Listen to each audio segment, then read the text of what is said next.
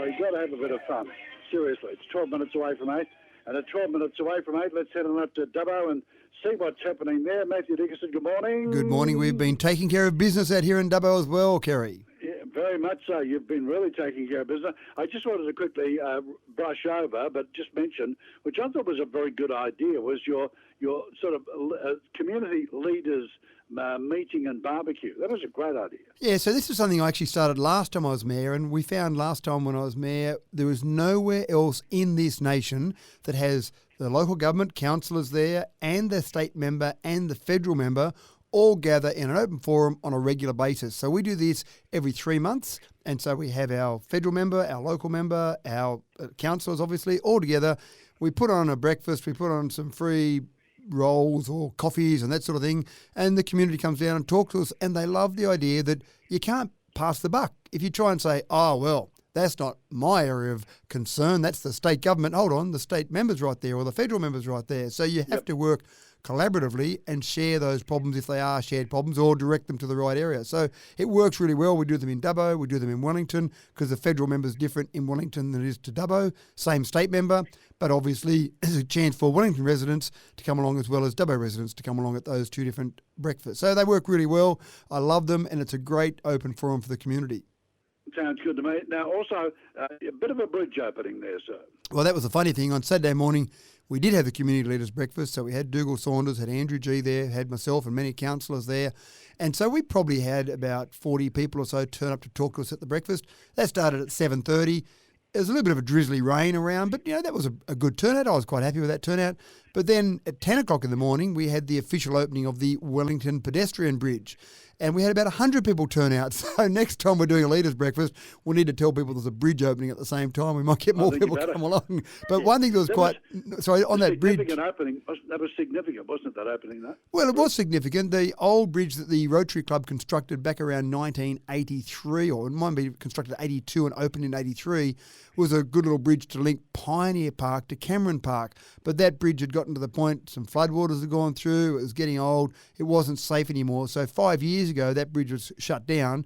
We got $738,000 from the federal government, $470,000 from council, and built a new bridge, which looks like a little harbour bridge, a bit shorter. It's 41.5 metres across the span, but it's got disability access from both sides as well. But one of our staff members, Ian McAllister, had the idea several months ago when the construction was happening to embed a dollar coin in the concrete that showed the Queen's face with the year 2022 on the coin.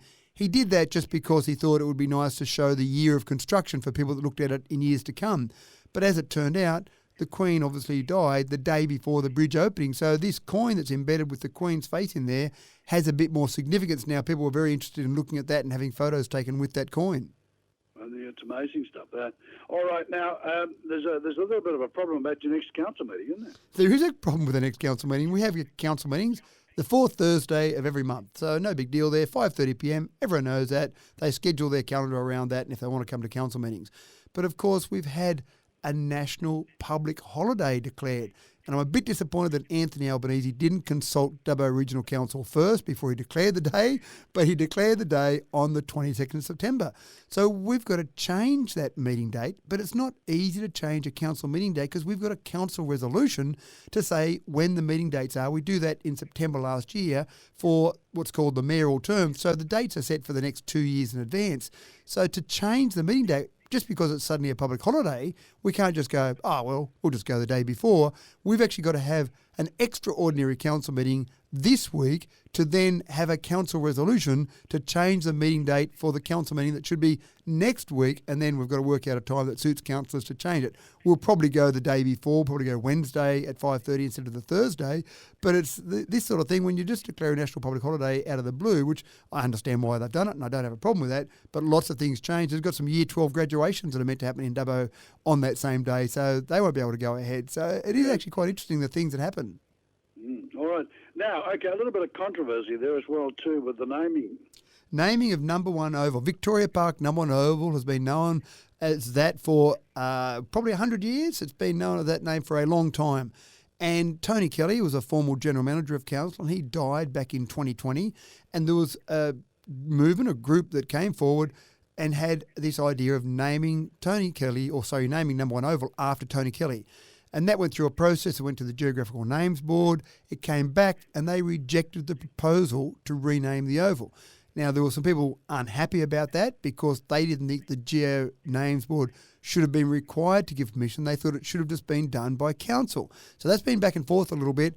In the end, what council said was we should name a pavilion at Number One Oval after Tony Kelly because the Geo Names Board rejected the proposal. The councillors probably were going to go down that path and we put it out for public consultation, but then the family said they want Number One Oval or nothing. So council was in a bit of a bind there. The Geo Names Board had already said no. Councillors were saying yes to the pavilion, but the family didn't want the pavilion. Do we name the pavilion after Tony Kelly against the family's wishes, or do we honour the family's wishes and just name nothing after Tony? So at our committee meetings last week, we decided that we wouldn't name anything after Tony, but the final decision won't happen until the next meeting next week, the actual council meeting.